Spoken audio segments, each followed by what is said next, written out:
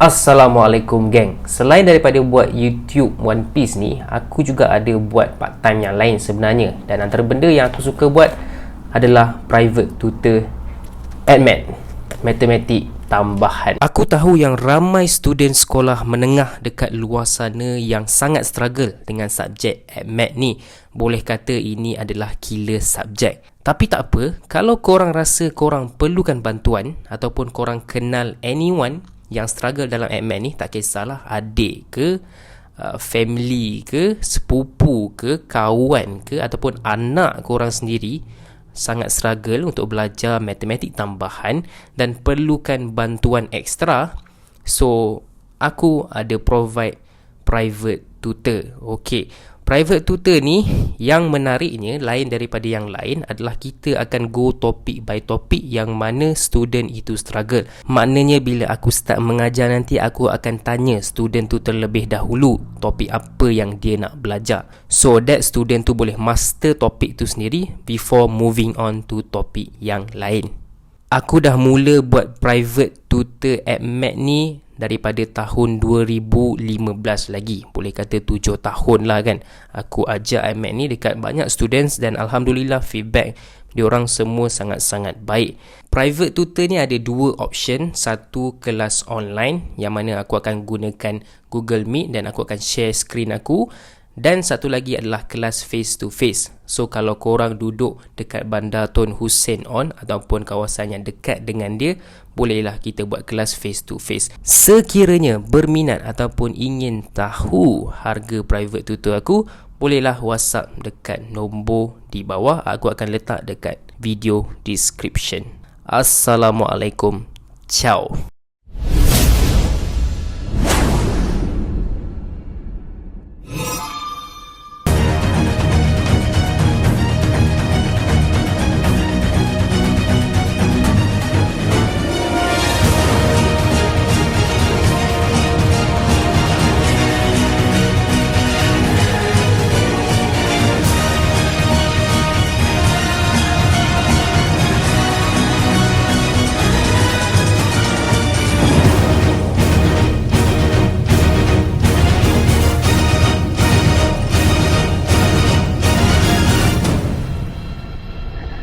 Assalamualaikum geng, bersama aku lagi Zafri dalam YouTube channel Wibro. Hari ini kita ada review chapter 1057, chapter yang sangat panas, chapter yang sangat sensasi yang untuk mana Wibro. Untuk Wibro dan juga ID Studio. Ada pihak yang tersenyum melihat kegagalan kita, ada pihak yang turut bersimpati, turut berduka dengan apa yang terjadi dalam chapter ni. Yamato tidak menjadi nakama. Yamato tidak join. Dia tak join kita dah. Dia tak join. Tapi segala-galanya pasal Yamato bukan di sini geng. Bukan di sini. Kita dah borak tadi dekat channel ID Studio. Pada mereka yang belum subscribe, pergi sana, pergi subscribe. Apa lagi yang korang tunggu? Nak tengok aku mengamuk pasal Yamato? Pergi sana. Pergi tengok guys video tu. Like pergilah kalau nak tengok mencarut or everything, pergilah kat sana. Okay. So dalam chapter ni, selain daripada Yamato, ada benda yang berlaku. Dan part yang aku rasa paling emosi dekat sini adalah Momonosuke dan Kinemon. Dia berlari ke arah Straw Hat kan, ke arah tempat yang nak belah tu. Dia macam mengamuk kan, macam kenapa korang tak roger kita orang kan, kita dah lama ni kan, daripada Punk Hazard lagi. So siapa yang dah tengok One Piece daripada situ, maknanya dah, aku rasa lebih 5 tahun kan, 7 tahun ke berapa. Bang, dah lama lah. Punk Hazard 2013. Oh, 10 tahun dah kan dengan Momo ni. So dekat sini kita tergelak kan bila tengok kan. Bila kita mula-mula tergelak dan tiba-tiba Momo mengalirkan air mata.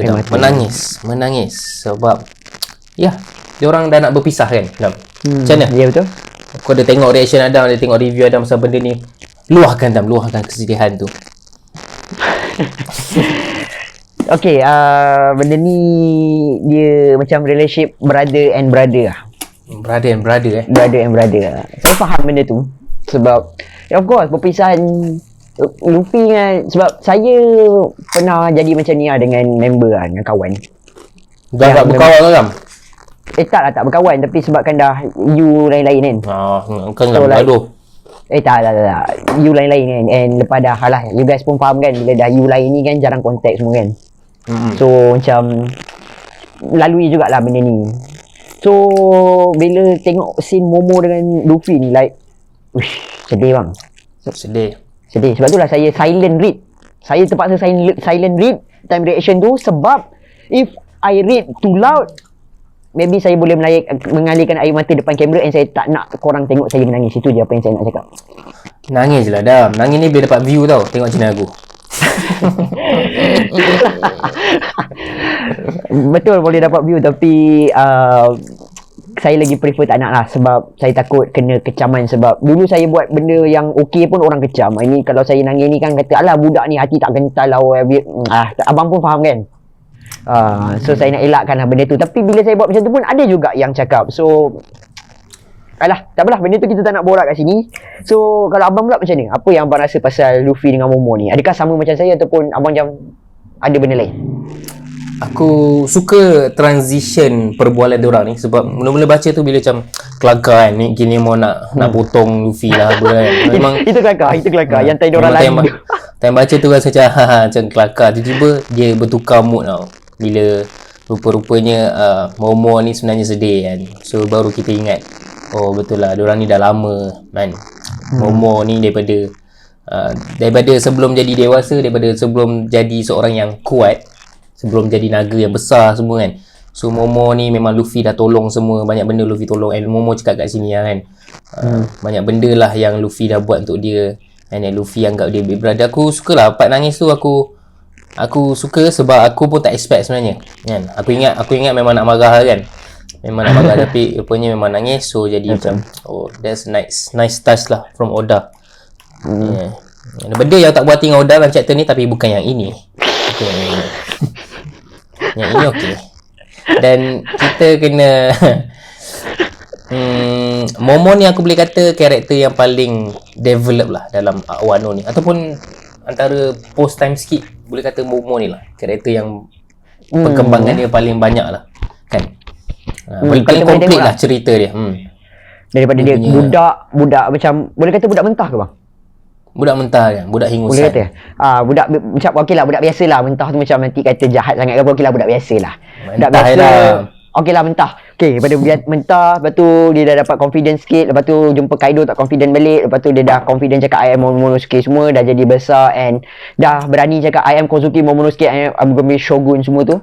And sekarang ni kita dapat tengok lah dia dah ada emosi yang dia dah faham lah benda-benda ni. Yes, and then kita nampak Kinemon pun macam nak nangis. And then of course Chopper dengan Frankie memang akan nangis lah.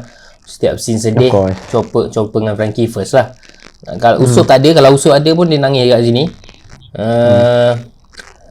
Of course Zoro akan menganjing lah. Zoro akan cakap there's quite a pitiful side. And then Nami pun akan nangis. So selepas scene menangis ni, Luffy tiba-tiba ini hype. Yes, ini Luffy tiba-tiba menyuruh Usopp untuk mengambil sesuatu, dan rupanya itu adalah bendera menandakan Wano kini adalah tanah jajahan milik Emperor Luffy. Monkey D. Luffy. So bukan lagi di bawah Kaido, kini di bawah Straw Hat lah. So memang Luffy sekarang memang perangai macam Yonko lah kan? Memang dah betul. Dah kata apa, kriteria nak jadi Yonko tu ada lah. Yes. Ada Grand Fleet, ada apa, kawasan jajahan dah 2 kalau tak silap saya kan. Fisherman Island dan juga Wano lah sekarang. Kalau kita masukkan Dressrosa dah 3 dah. Banyak lagi Alabasta, banyak guys. Banyak Luffy ni. Tapi yang ni macam betul-betul official. Yes. Okay, so and then Momo menangis, does this mean I am one of you? And then Luffy sambung, Kinemon, Yamato, Momo, if you ever wanna be pirates, aku akan pick up kau, aku ambil kau. So benda ni of course memberi harapan sekali lagi untuk Bro Adam dan juga peminat-peminat Yamato di luar sana. Tapi bukan sini, kita tak nak borak kat sini. Kita dah borak kat ID Studio. Pergi tengok ID Studio. Kita dah borak kat sini, dah borak kat sana. Dan aku suka bila Momo kata yang dia akan surpass Kozuki Oden. Oden. Melangkaui. Hype. Itu antara benda kedua yang saya hype lah. Dengan muka serius je tu, daripada dia tadi nangis and then came on. I'm going to surprise Kozuki Oden. Lepas tu dengan Kemon pun nak cakap kan, aku akan berada di sisi kau.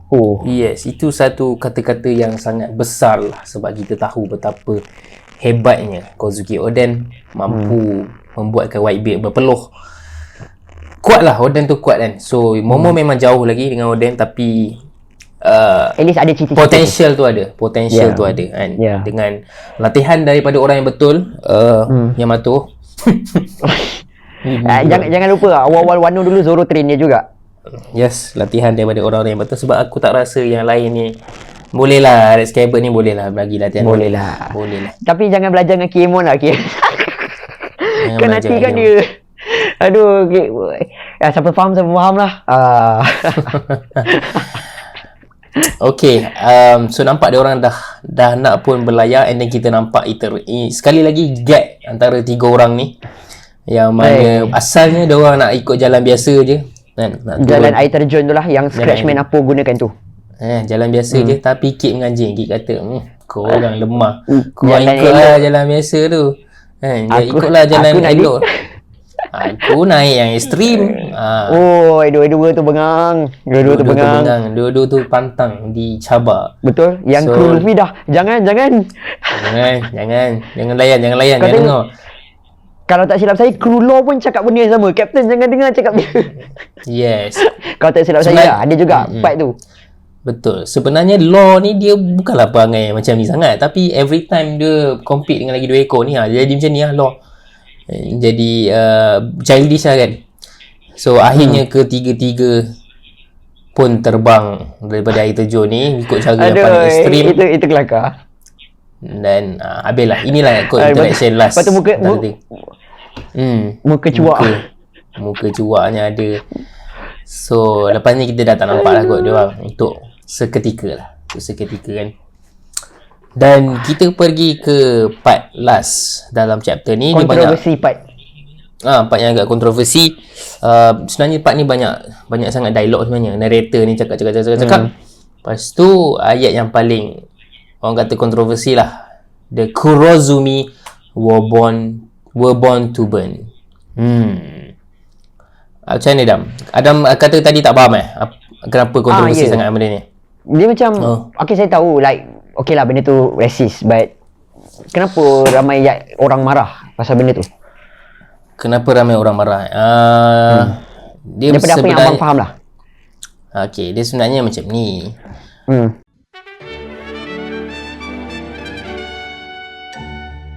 Okey, pengumuman penting. 11 orang YouTuber One Piece Malaysia telah pun decide untuk buat satu projek yang sangat besar, yang mana kita akan mengajak subscriber kita untuk menonton filem Red beramai-ramai. Okey, hari apa? Hari Sabtu, tarikh 24 September 2022. Masa masih belum confirm, tapi boleh expect tengah hari itulah. Okey, so 11 orang ni memang setiap daripada kami dah ada allocation untuk bagi tiket percuma kepada subscriber masing-masing.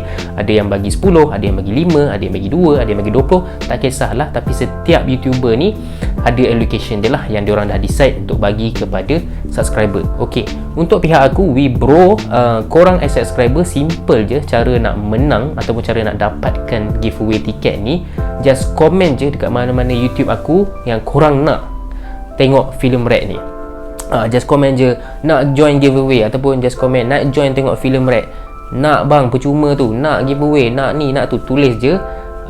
Tak perlu panjang pun boleh, pendek pun boleh. Janji korang tunjukkanlah yang korang nak tiket free tu lah, tiket giveaway tu lah. And aku bagi syarat sikit lah untuk mereka yang nak dapatkan free tiket daripada aku. Simple je syarat dia. First, korang kena make sure yang korang betul-betul free, betul-betul ada, betul-betul available untuk tengok filem Red pada hari itulah, Sabtu 24 September. Sebab apa? Ini melibatkan duit, ini melibatkan peluang orang lain. Kalau korang sidai, aku pun terciduk. Lepas tu subscriber yang tak dapat tu pun rasa macam kesian lah kan. Korang aku dah pilih tapi tak datang pula kan. So make sure korang boleh datang. Yang kedua, orang yang aku nak bagi giveaway tiket ni, dia tak pernah komen spoiler dekat channel aku. Spoiler filem Red ke, spoiler chapter ke, dia tak pernah buat benda-benda bangang tu. Itu je, dua tu je syarat dia untuk aku. So just komen dekat bawah, korang nak sangat tiket tu ke, korang nak join giveaway ke, just komen, be clear, be precise. InsyaAllah korang akan dapat tiket percuma tu lah. So kita jumpa dekat sana nanti. Lupa cakap venue dia, GSC NU Central, Sabtu 24 September. Jumpa kat sana, geng. Assalamualaikum.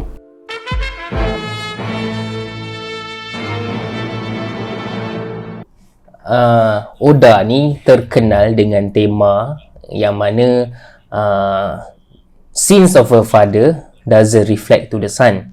Dosa seorang ayah itu tidak kena pada anaknya. Contoh yang paling mudah, Ace lah, kan? Oda tekankan benda ni pasal Ace. And then Oda tekankan juga waktu flashback Robin. Robin kan kena buru sebab apa yang dia buat kan. Padahal dia tidak meminta pun untuk mempunyai knowledge poneglyph tu kan, tapi disebabkan dia ada knowledge tu, dia kena bunuh, dia kena buru. So Oda banyak kali tekankan benda ni yang individu punya kesalahan dia tidak patutnya dia tak reflect the whole family ataupun the whole clan. So dari situlah lahirnya. Patutnya ayat Kurozomi tu tukar Orochi lah patutnya macam tu kan. Patutnya Orochi macam tu.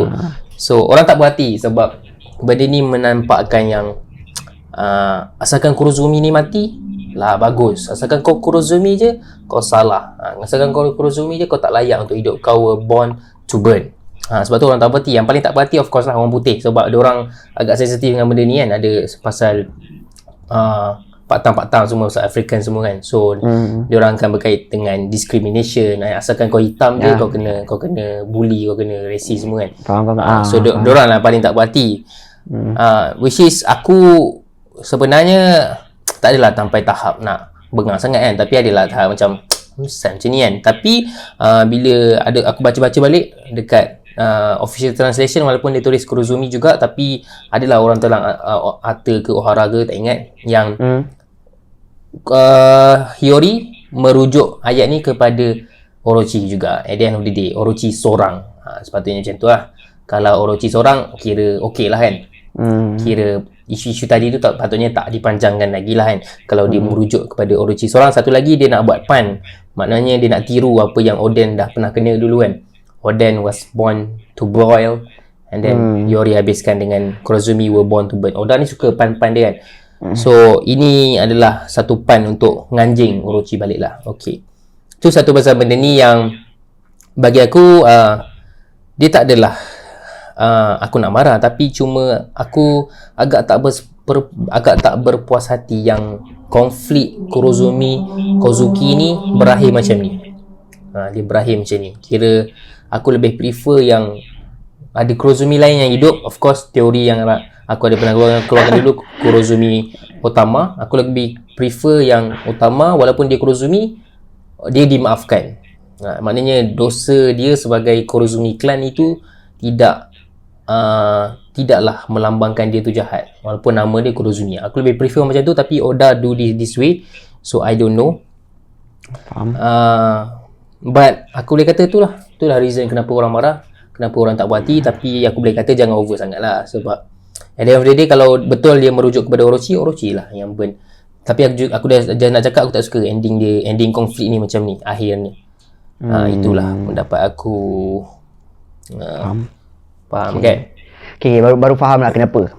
Macam saya cakap lah, saya tahu benda tu racist, tapi saya tak faham kenapa ramai orang like nak marah pasal tu kan. Baru orang marah sebab Kurozomi and patutnya letak Orochi lah. Patutnya mistake Oda jugalah. Patutnya Oda letak Orochi kot. Kalau Oda just letak Orochi je. Tapi tak boleh letak Orochi sebab nama maksud Kurozomi tu sendiri. Maksud Kurozomi tu cakul. Maksud Orochi tu ular, tak salah aku kan. So nanti kan kata apa ular pasal ular pula kan. Tak kena lah, pan tu tak kena. Kurozumi ni maksud dia cakul, maksudnya arang. So kenalah dengan pan dia, were born to burn. Okay. Faham. Okay, faham lah. Patutlah at the end macam abang cakap tadi, patut apa yang Ohara dia cakap at the end ni memang dia cakap pasal si Orochi lah. Kalau difahamkan betul-betul.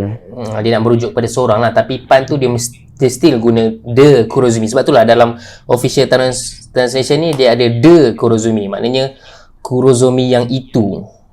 Okay, faham. Kurozumi yang seorang tu. Patutnya macam tu kot dalam, sebab Jepun ni susah nak translate kan. So itulah isu pasal ni. Kurozumi ni dah settle dan dah sekali kita nampak satu farewell lah, satu goodbye pada orang-orang Wano. Kita nampak Momo, nampak Kinemon, nampak Denjiro, Semualah termasuk si dia. termasuk siapalah antara Neko dengan Inu ni, tak ingat sangat nama dia. Itulah. So dia orang mengucapkan selamat tinggal. So kita tak nampak act 3 tu habis kat sini, tapi kita terus nampak final curtain.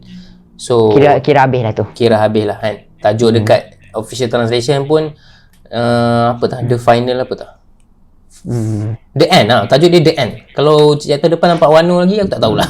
Sebab tajuk dia memang the end. So Tak keluar Wano dah. kita boleh expect yang chapter depan kita akan nampak arc baru lah kan? Baru lah yang Ataupun island baru. Aku masih lagi tak kena spoil sekarang ni, which is sama. good. Sebab Sama lah. chapter lepas dah kena spoil. Wish. Aku rasa sebab tu kot yang agak viral, bukan viral, agak banyak komen sikit sebab aku cakap pasal spoil tu kan. Kalau tak payah ulang kot kan. Tak payah. Semua pun dah faham. So apa sebenarnya nak borak pasal Wano ni, pasal ending Wano ni, ada plan aku nak borak, tapi bukan hari ni lah. Aku ada plan aku nak collab dengan orang lain pasal ending Wano ni lah kan. Puas hati ke tak puas hati ke, apa benda yang tak cukup ke kan. Adakah ni saja tanya, adakah Wano masih lagi top 1 untuk Adam? Yes. Yes. Walaupun Oda buat Yamato tak join, tapi okay, jujur saya cakap sebelum abang collab dengan someone, tak nak review kat sini kan. Wano ni is number 1 but it's not perfect. It's not perfect, yes. Dia ada isu dia. Dia ada isu dia and banyak benda tak terjawab juga. But kalau nak compare dengan art lain, art Wano ni saya suka sebab banyak karakter and kita dapat tengok banyak fight lah. And benda yang kita dah lama tunggu, benda macam saya dah tunggu, Zoro confirm ada Hoshokuaki. Bukan cakap Hoshoku je, advance Hoshokuaki. Advance. Lepas tu Sanji pun boleh kalahkan Queen. Luffy Gear 5 bang, build up Gear 5 tu bang. Yeah. That's the most hype chapter lah. 1044. Itulah sebab kenapa saya letak Wano ni dekat top di tangga pertama. Di tangga pertama. Mungkin macam abang dah berubah, mungkin someone tu nanti pun dah berubah, tapi saya still lagi letak Wano nombor 1 lah. Like daripada dulu lagi hype kan, Jinbe return, Marco datang tu lagi. Tu memang out of nowhere. Saya tak pernah sangka pun Marco akan datang. Cakap pasal Marco, satu lah kesalahan Oda. Marco tak ada interaction dengan Luffy sepanjang arc ni.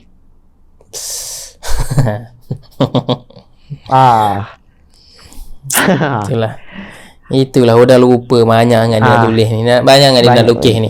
Tak apa, itu nanti Abang Zaf akan borakkan dengan someone tu lah. Bukan borak dengan saya lah. Saya just review chapter saja. Yes. Hint dia mungkin Wano bukan di tangga pertama. Okay. Mungkin lah, tapi tak confirm lagi. Aku sebenarnya kena baca balik Wano daripada awal, sama juga kena baca balik Water 7 Enies Lobby. Aku kena check betul-betul. Enies Lobby is one of the best juga. Aku kena check betul-betul. Betul ke ni? Betul ke aku nak decide ni siapa yang duduk di atas tahta ni? Sebab sejujurnya selepas chapter Gear 5, of course, without a single doubt, tapi bang, Wano is top 1. Wano bang, ada Shanks. Shang tak cukup. I come to promote film Red. And then I gone. Setakat ni saya cakap lah, saya bebas lagi lah spoiler daripada film Red, kecuali satu part tu je lah. Cakap okay. Bagus. Itulah. So minggu ni ada chapter, minggu depan tak ada chapter tersilap aku. So boleh expect yang collab tu akan ada between the break lah. Between the break. So untuk chapter ni pun tak ada apa sebenarnya nak borak bang. Like benda-benda Betul, macam betul. tu lah. Chapter ni Racist. chapter ni tak ada apa sangat. Chapter ni boleh kata chapter yang biasa lah sebenarnya. Chapter yang biasa ditambah pula dengan benda yang agak orang tak puas hati Panas dalam lah, chapter ni. panas. Chapter ni panas. Chapter ni panas. Okay. So kepada mereka yang yakin Yamato tidak join, saya mengucapkan tahniah kepada anda. Pergi ambil pingat tu. Pergi ambil. Kepada mereka yang sedih Yamato tak jadi join, tidak mengapa. Macam Adam, apa yang Adam harapkan, in the future masih ada harapan. Untuk aku dah tak kisah. So that's all for me. Apa jadi pun. Assalamualaikum. Ciao.